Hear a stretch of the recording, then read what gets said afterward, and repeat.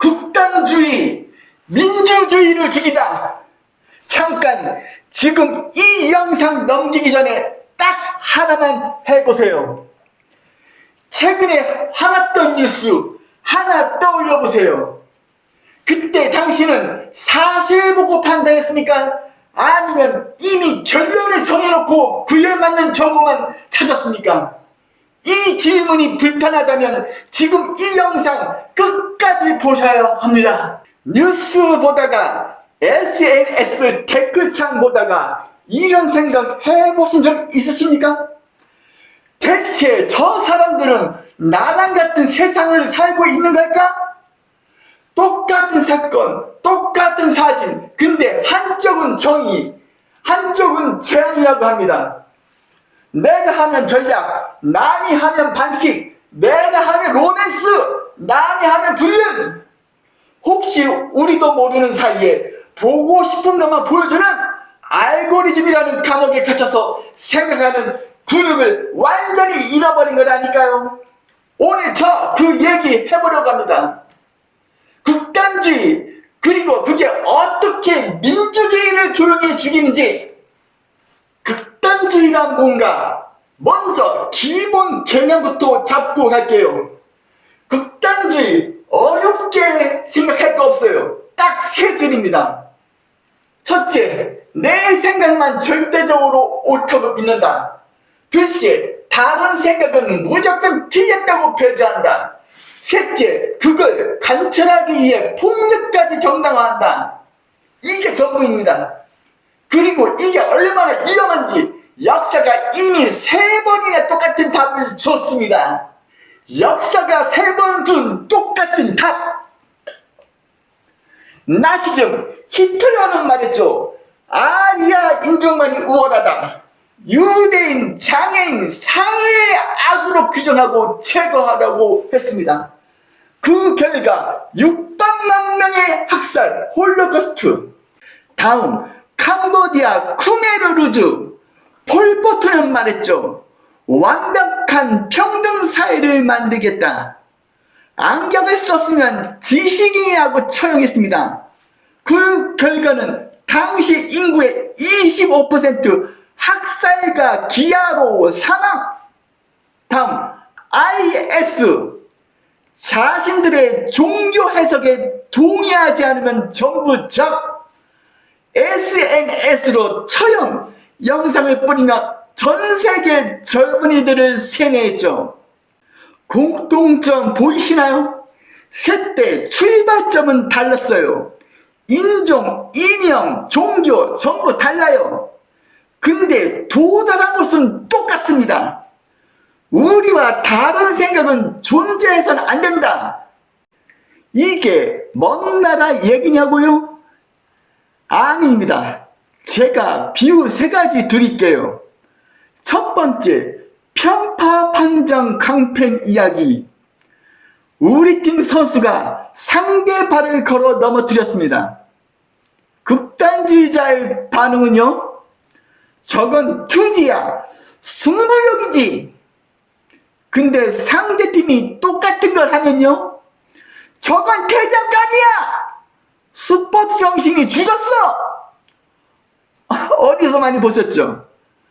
우리 편 비리는 간행, 상대편 비리는 국기문란.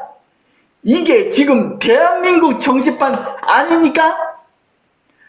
두 번째, 조작된 맛집 리뷰 이야기. 우리 편 정책이 사실 맛도 없고 영양가도 없어요.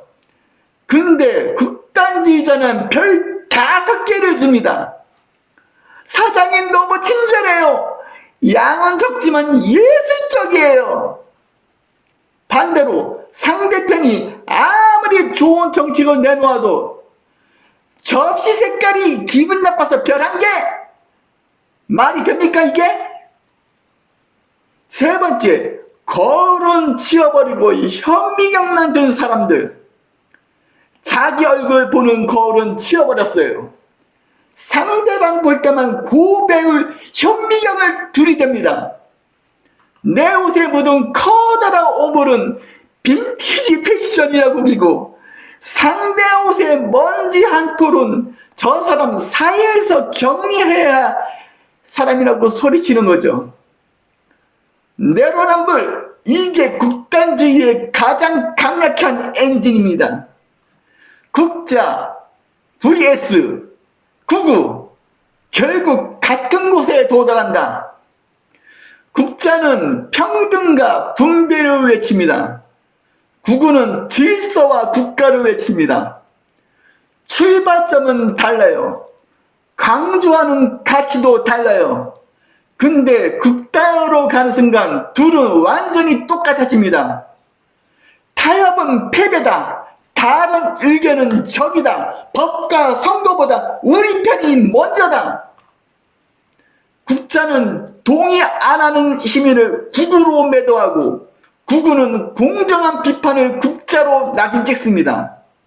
그 사이에서 합리적인 시민의 목소리는 조용히 지어지고 있습니다. 저는 오늘 어느 편 들자는 말 안 했습니다. 그냥 이 질문 하나를 드리고 싶었어요. 나와 생각이 다르다는 이유로 누군가를 악으로 규정하는 순간 우리 사이의 민주주의는 그 순간부터 죽기 시작합니다. 우리가 지켜야 할 건 특정 정패의 이익이 아닙니다. 정의, 민주주의, 그리고 법치, 공부하지 않은 신념, 방송 없는 명시는 민주주의의 적입니다. 당신은 지금 민주시민입니까? 아니면 특정 진영의 병사입니까? 여러분 솔직하게 댓글로 알려주세요. 지금 내 주변에서 가장 심하다고 느끼는 극단주의 어느 쪽입니까? 아니면 혹시 본인이 어느 순간 극단에 서 있었다고 느낀 경험 있으신가요? 대한민국 민주주의의 미래는 결국 여러분이 생각하느냐 마느냐에 달려 있습니다. 좋아요는, 구독은 이런 불편한 이야기를 계속할 수 있는 힘이 됩니다. 다음 영상에서 뵙겠습니다. 합리적 진보라 말하면서 민주당을 지지하지 않는 이유, 저는 저 자신을 합리적 진보라고 생각합니다. 그런데 현재 더불어민주당은 지지하지 않습니다. 이유는 명확합니다. 지금의 민주당이 제가 생각하는 진보의 원칙과는 상당한 거리가 있다고 느끼기 때문입니다.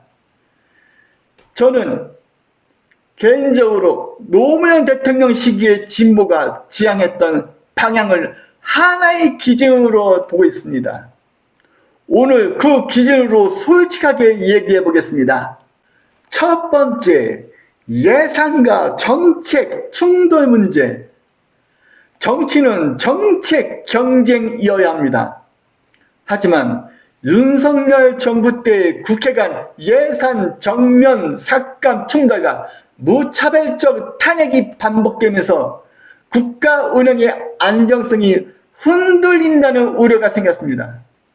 예산은 정치적 수단이 아닙니다.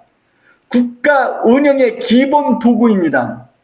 국가의 이익과 발전, 서민의 안정, 그리고 민주주의적 방식이 우선이고 대화와 타협이 기본이 되는 정치여야 하지 않겠습니까?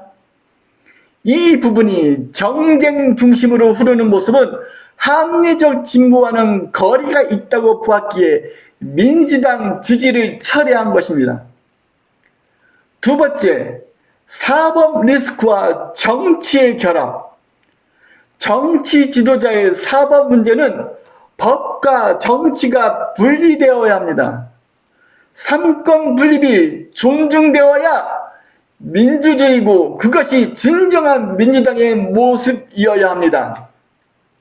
하지만 현실에서는 지지와 반대에 따라 해석이 극단적으로 갈리는 모습이 보였고 우리 편은 다 괜찮고 상대편은 다 안 된다는 내로남불적인 정치 형태, 정치와 사법이 과도하게 결합되어 보이는 이 구조에서 법 앞에 평등이라는 가치, 진보주의의 정당성을 느끼지 못했습니다. 세 번째, 입법 과정의 갈등 문제. 노란봉투법은 노동자 보호라는 목적이 있습니다. 기업 활동 위축 우려도 함께 제기됩니다. 어느 쪽이 맞느냐, 그게 핵심이 아닙니다. 문제는 찬반이 극단적으로 갈리는 구조 자체입니다. 합리적 진보라면 갈등을 조정해야 합니다. 그런데 오히려 갈등이 확대되는 모습이 반복됩니다. 노동자가 보호받으려면 먼저 국가와 기업이 살아야하고 그 틀 안에서 노동자 보호가 이루어져야 모두가 사는 길이라고 생각합니다. 현재 노란봉투법은 국가, 기업, 노동자 모두에게 리스크가 큰 악법이라고 생각하고 그것이 서민을 위한 진보라고 생각하지 않기 때문입니다. 네 번째, 포퓰리즘 논쟁. 재정 정책은 단기 효과와 장기 부담을 함께 봐야 합니다. 재난지원금, 현금성 정책 논쟁을 보면서 이런 생각이 들었습니다. 복지는 필요합니다. 하지만 단기적이고 정치적인 포퓰리즘에 의한 인기를 위해서만 지속 가능성까지 함께 고려하지 않으면 결국 미래 세담의 부담으로 이어집니다. 좋은 의도만으로 좋은 정책이 되지는 않습니다. 성장이 정체된 저성장 국가에서 포퓰리즘은 제2의 아르헨티나로 가는 길이라고 생각합니다. 복지가 중요하지만 먼저 복지를 할 수 있는 기반을 만드는 정책이 우선 아닙니까? 빚을 내서 복지를 하면 미래의 나라꼴이 어떻게 되겠습니까? 물가는 폭등하고 화폐가치 하락하면 무슨 소용이 있나요? 더구나 이 모든 것을 전 정권 탓하는 지지자들 보면 참 답답합니다. 성장하지 않은 저성장 국가에서 돈을 풀면 물가 폭등하고 화폐가치 하락하는 건 초등학생도 아는 경제상식 아닙니까? 다섯 번째, 정치의 반영성 문제. 정치의 본질은 문제를 해결하는 것입니다. 하지만 현실에서는 정책 경쟁보다 정쟁 중심 구조가 강화되는 모습이 보입니다. 압도적인 국회의원 수로 모든 것이 다 정당화될 수는 없습니다. 싸우는 게 목적이 된 정치, 이건 진보도 보수도 아닙니다. 그냥 태보입니다. 이 다섯 가지 이유 때문에 저는 문재인 정부 이후 이재명 체제까지 너무나도 실망스럽기 때문에 지지하지 않는 겁니다. 저는 대통령 지지율로 지지를 결정하지 않습니다. 저는 노무현 대통령의 지지율이 체결돼도 노무현을 지지했던 사람입니다. 정치는 국가가 제일 우선이고 그 다음이 민생이어야 합니다. 저는 좌우 정당이 중요하다고 생각하지 않습니다. 사적인 욕심보다 나라를 조금이라도 생각하고 서민의 삶을 지켜주는 참대 정치인, 그런 정치인을 선호합니다. 그것이 진정한 민주주의의 정당이라고 생각합니다. 대한민국의 모든 지도자들은 잘한 점도 못한 점도 다 있습니다. 여기서 중요한 것은 대한민국에 대한 잘못보다 잘한 점이 엄청나게 크거나 아니면 사적인 희생을 감수하며 올바르게 정치했다고 생각하는 정치인을 좋아합니다. 그런 면에서 저는 누가 물어봐도 노무현 대통령, 김대중 대통령, 박정희 대통령을 좋아합니다. 저는 어떤 지도자가 완벽하다고 생각하지는 않습니다. 중요한 건 그 사람이 남긴 결과가 대한민국에게 어떤 영향을 줬는가, 그것을 생각합니다. 첫 번째, 노무현 대통령.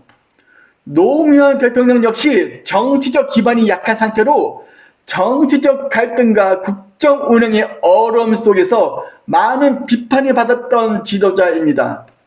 하지만 그럼에도 불구하고 권위주의를 내려놓고 진심으로 시민과 직접 소통하려 했던 정치, 다른 국가 지도자 사이에서도 당당하게 지역주의의 완화와 권력 분산을 시도했던 흐름은 대한민국 민주주의를 한 단계 발전시킨 중요한 시도였다고 평가합니다. 김대중 대통령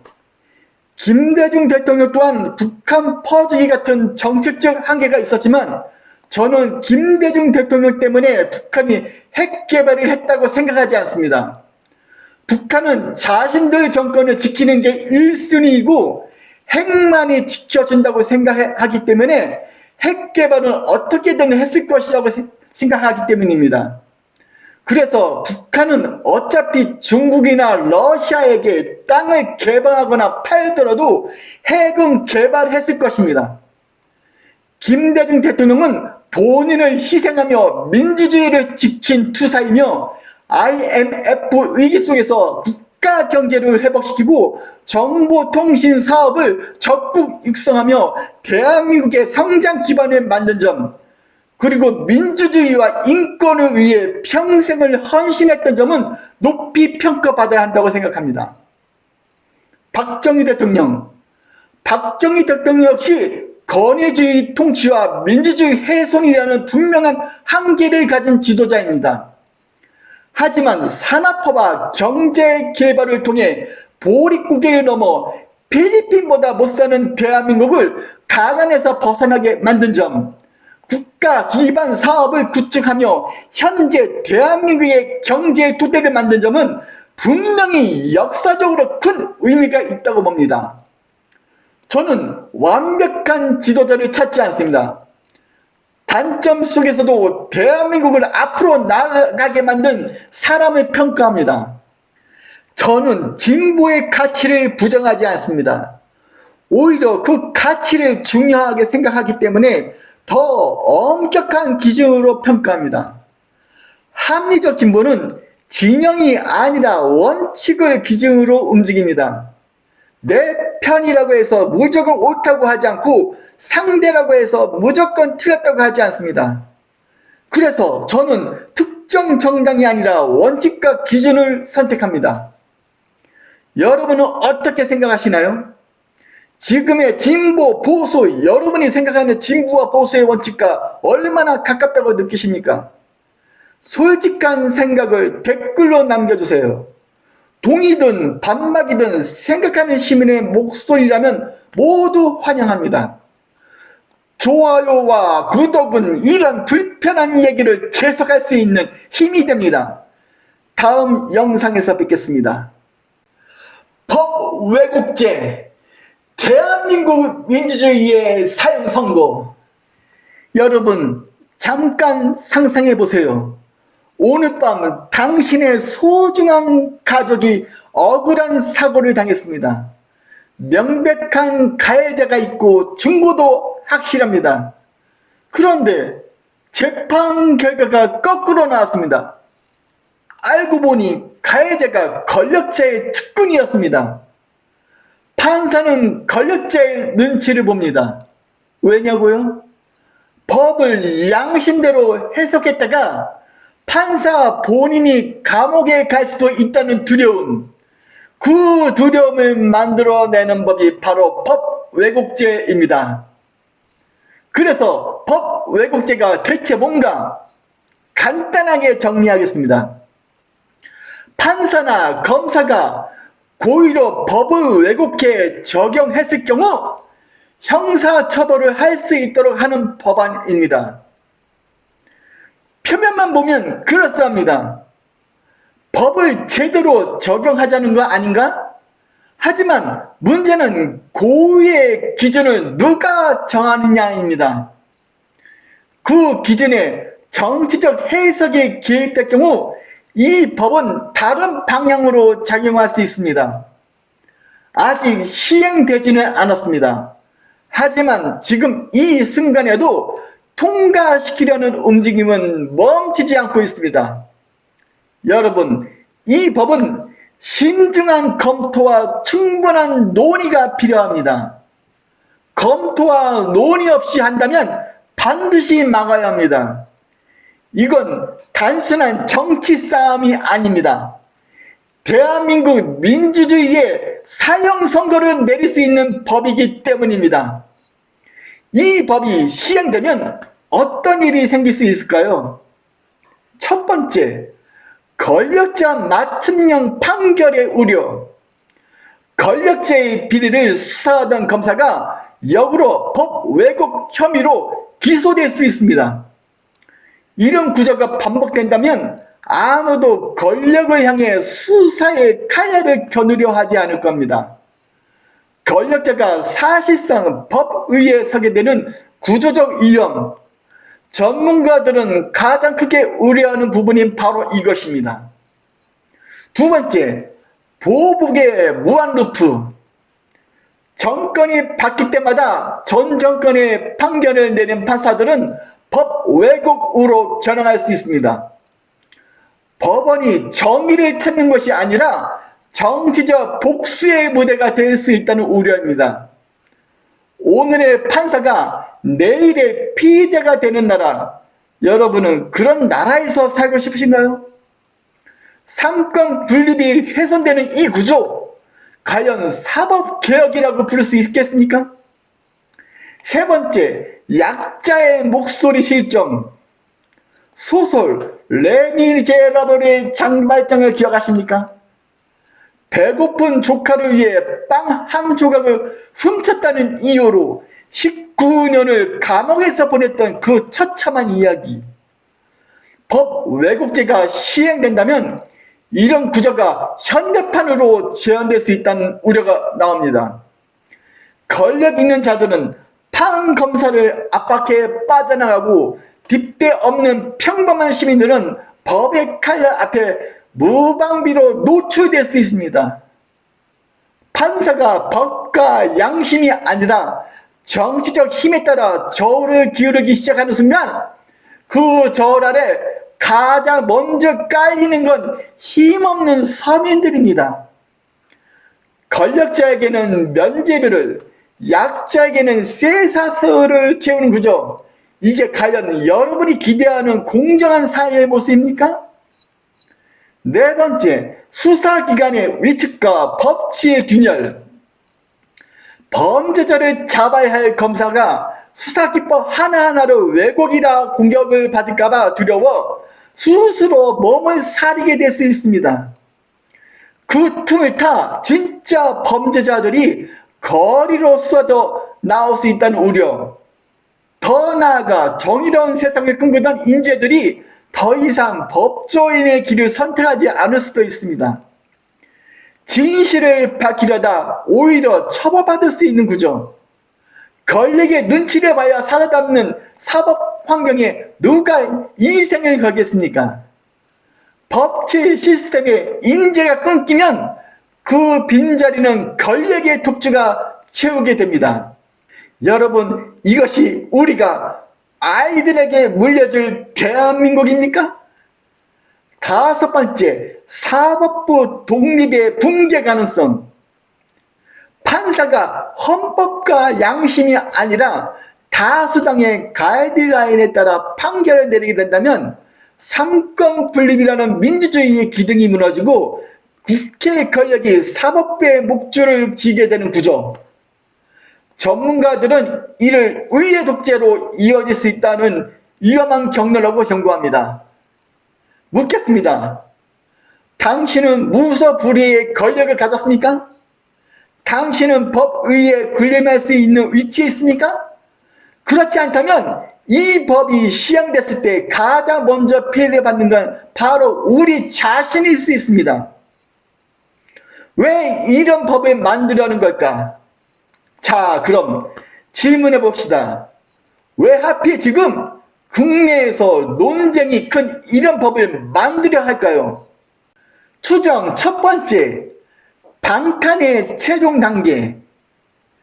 당내 지도부의 사법 리스크가 현실화된 시점에 판사와 검사를 직접적으로 압박할 수 있는 최후의 보루가 필요했던 것 아니냐는 지적이 있습니다. 추정 두 번째, 사법부 길들이기. 사법부가 자신들의 뜻대로 움직이지 않자 법이라는 이름의 압박 수단을 만들어 우리 편이 되지 않으면 위험해질 수 있다. 그런 구조를 만들려 하는 것 아니냐는 우려가 있습니다. 물론 이것은 추정입니다. 하지만 구조가 만들어지면 결과는 달라집니다. 여러분은 어떻게 판단하십니까? 제가 지금의 민주당을 지지하지 않는 이유가 바로 여기에 있습니다. 저는 진보주의자입니다. 하지만 문재인 정부 시절부터 이어진 이 흐름에 깊이 실망했습니다. 진보는 앞으로 나아가는 것입니다. 민주주의의 근간인 사법부를 흔들며 과거의 권위주의로 회귀하는 것이 아닙니다. 진짜 진보를 지키기 위해 저는 이 형태를 단호히 거부합니다. 여러분께 묻겠습니다. 이 법이 시행되어 여러분이나 여러분의 자녀가 억울하게 일을 당했는데 상대가 권력자라는 이유로 판사가 법을 뒤집는다면 그때도 이 법에 찬성하시겠습니까? 당신이 직접 피해자가 된 그 순간에도 우리 진영의 승리라며 박수 치시겠습니까? 법치주의가 무너진 나라에서 안전한 시민은 단 한 명도 없습니다. 오늘 이 법의 위험성을 주변에 널리 알려주십시오. 여러분이 생각하는 사법부의 독립, 그리고 이 법 왜곡죄, 내가 피해자가 될 수도 있다는 가정하에 여러분의 솔직한 생각을 댓글로 남겨주십시오. 동의든 반박이든 생각하는 시민의 목소리라면 모두 환영합니다. 좋아요와 구독은 이런 불편한 얘기를 계속할 수 있는 힘이 됩니다. 다음 영상에서 뵙겠습니다. 노란봉투법 시행! 내 직장은 과연 안전한가? 설마 했던 일이 현실이 되었습니다. 2026년 3월 10일 대한민국 산업 현장의 시한폭탄 노란봉투법이 결국 시행되었습니다. 이제 이건 정쟁이 아닙니다. 여러분의 일터, 여러분의 월급 봉투를 직접 타격하는 현실적인 문제입니다. 여러분, 오늘 아침 출근길 어떻습니까?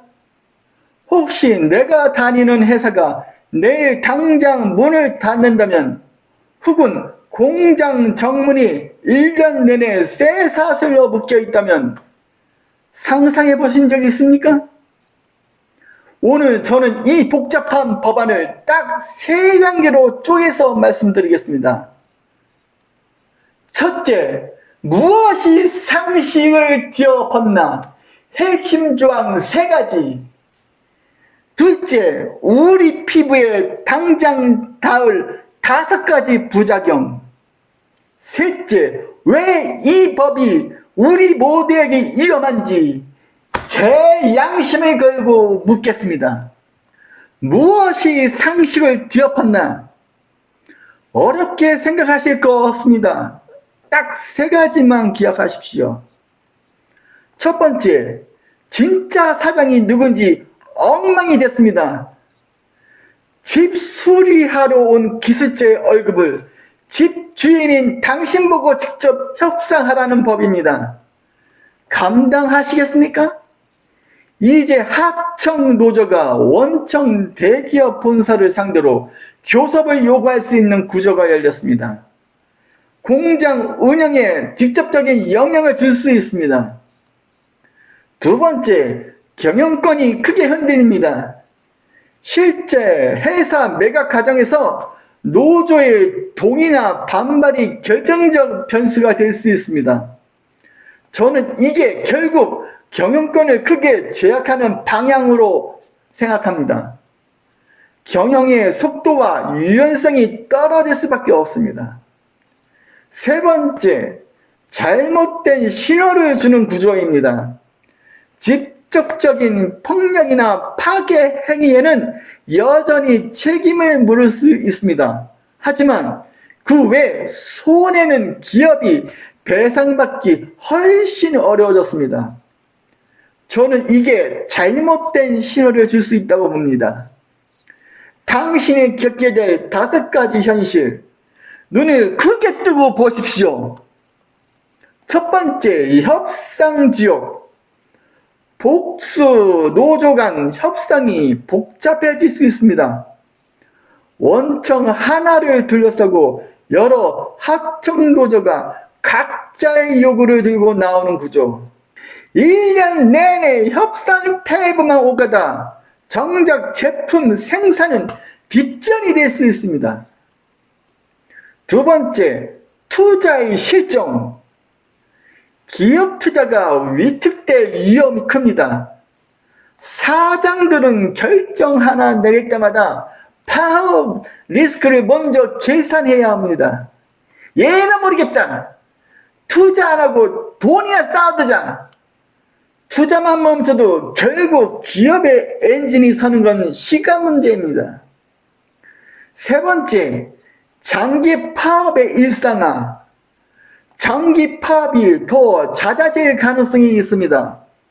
손해배상 청구 범위가 제한되는 구조에서는 파업의 비용이 낮아질 수밖에 없습니다. 파업이 예외적 사건이 아니라 일상이 되는 길을 이 법이 열고 있는 셈입니다. 파업이 일상이 된 나라, 누가 여기서 사업하려 하겠습니까? 네 번째, 강자만의 잔치. 이 법의 실질적 혜택은 협상력이 강한 대기업 노조에 집중될 가능성이 높습니다.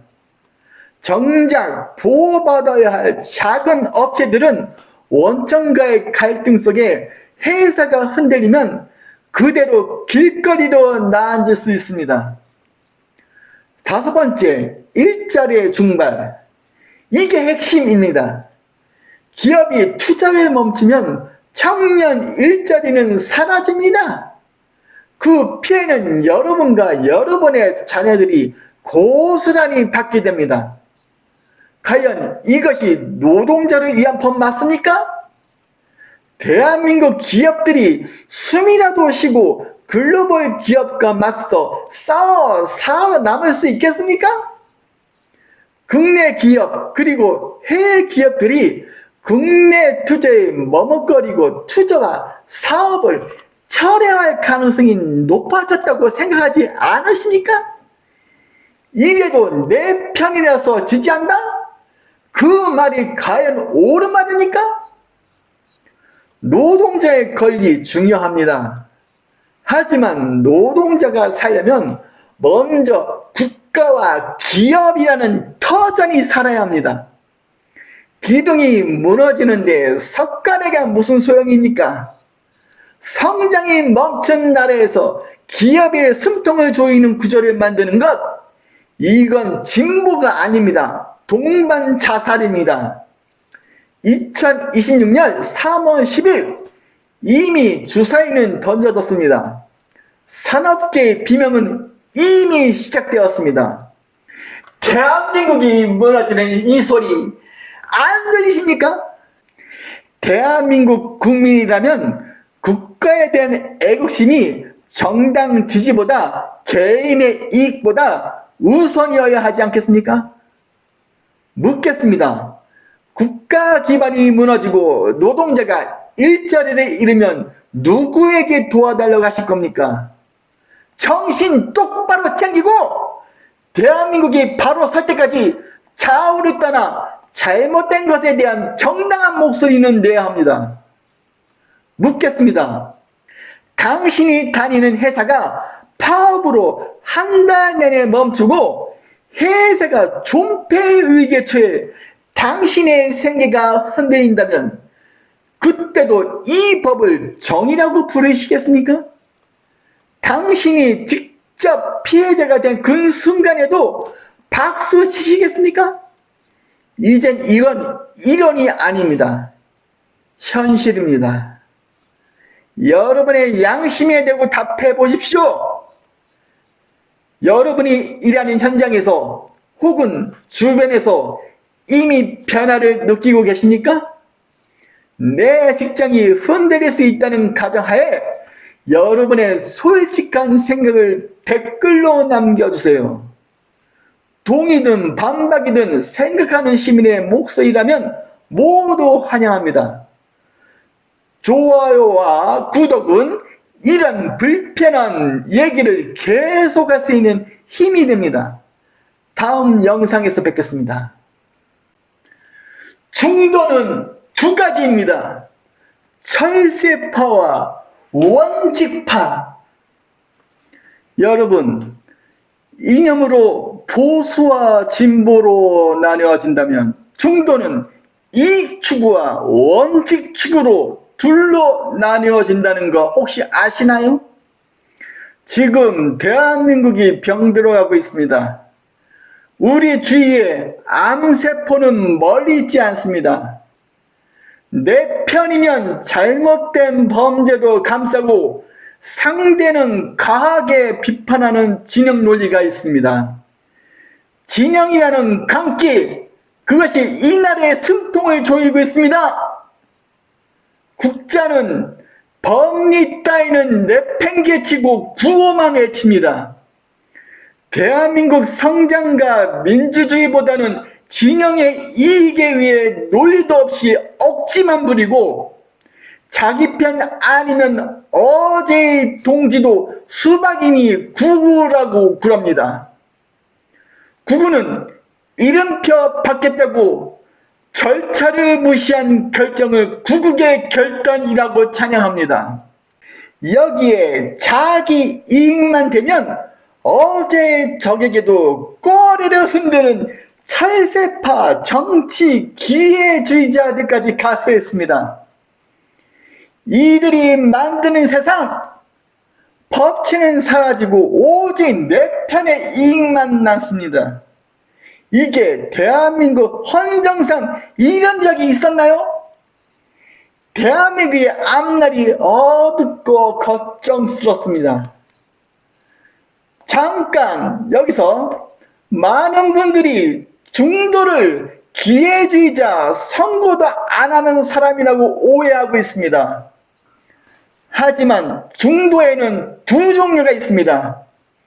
중도는 이익을 쫓는 철새파와 원칙을 지키는 원칙파 두 가지입니다.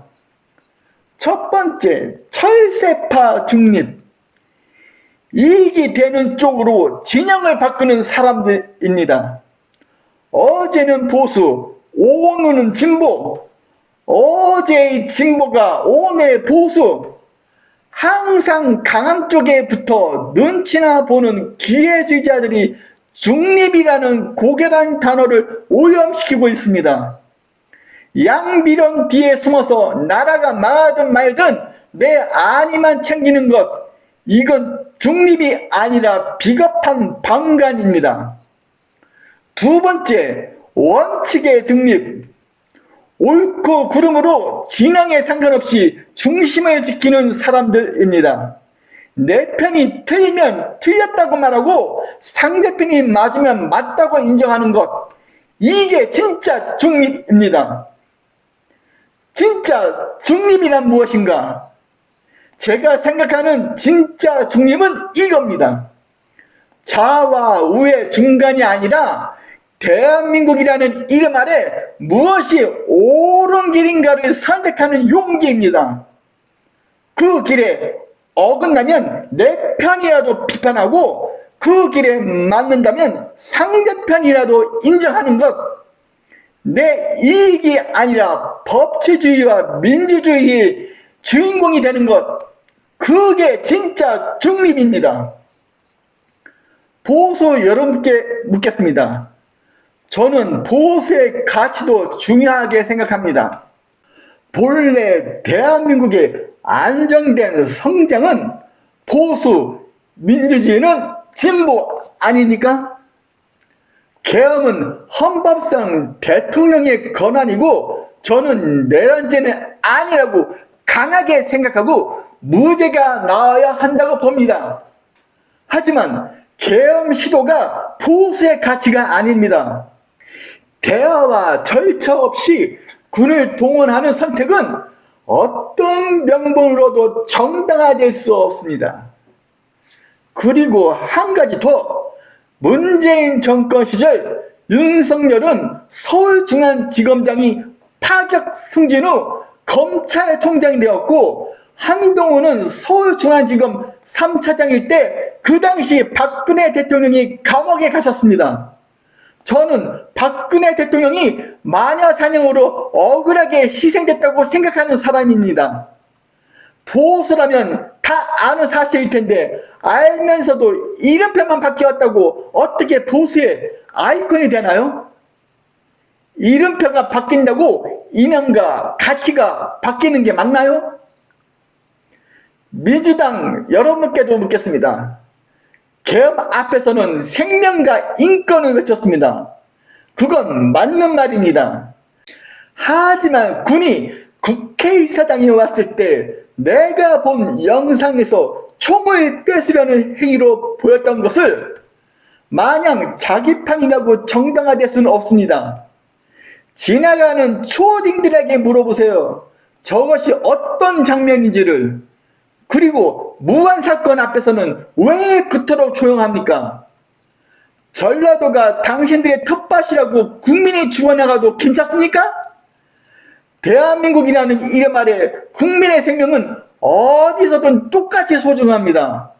내 지지층의 아픔은 크게 보고 내 지지층의 잘못을 작게 보는 것, 이게 바로 진영 논리가 진보의 가치를 집어삼키고 대한민국 정치의 민주주의를 후퇴시키는 방식입니다.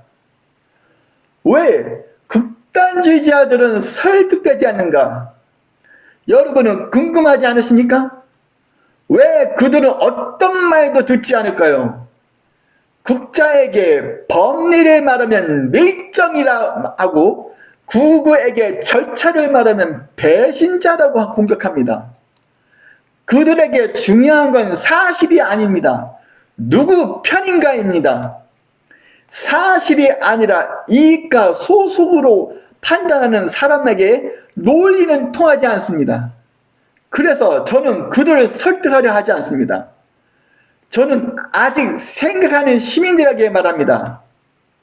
왜 나는 한쪽 편을 들지 않는가? 솔직하게 말씀드리겠습니다. 극자, 구구 어느 한 편을 들면 조회수와 구독자는 훨씬 빠르게 늘겠죠. 하지만 저는 그 길을 선택하지 않습니다. 진보가 정권을 잡았다고 나쁜 걸 알면서 이익을 위해 지지한다면 저 역시 양심 없는 사람입니다. 보수가 덜 나쁘다고 잘못된 결정에 침묵한다면 그것도 마찬가지입니다. 진영 뒤에 숨어 자기 이익만 챙기는 비겁자들을 몰아내고 오직 법치와 상식이 통하는 나라를 만드는 것, 그게 제가 이 영상을 만드는 이유입니다. 국자와 구구 여러분, 제 영상 보고 화내셔도 좋습니다. 저는 대한민국을 위해 옳고 그름으로 여러분 모두를 비판하겠습니다. 묻겠습니다. 당신은 지금 진영 뒤에 숨어 있습니까? 아니면 대한민국 앞에 서 있습니까? 내 편이 틀렸을 때 틀렸다고 말할 용기가 있습니까? 내 편이니까 봐줍니까? 진영 논리에 매몰되어 나라가 망하는 길을 선택하시겠습니까? 아니면 옳고 그름으로 판단하는 진짜 중립을 선택하시겠습니까? 여러분의 양심에 대고 답해 보십시오. 여러분은 지금 어느 중립에 서 있습니까? 당신은 이익을 따라 진영을 바꾸는 철새입니까? 아니면 옳고 그름으로 판단하는 원칙의 중립입니까? 아니면 잘못을 해도 무조건 나는 보수입니까? 잘못을 해도 무조건 진보입니까?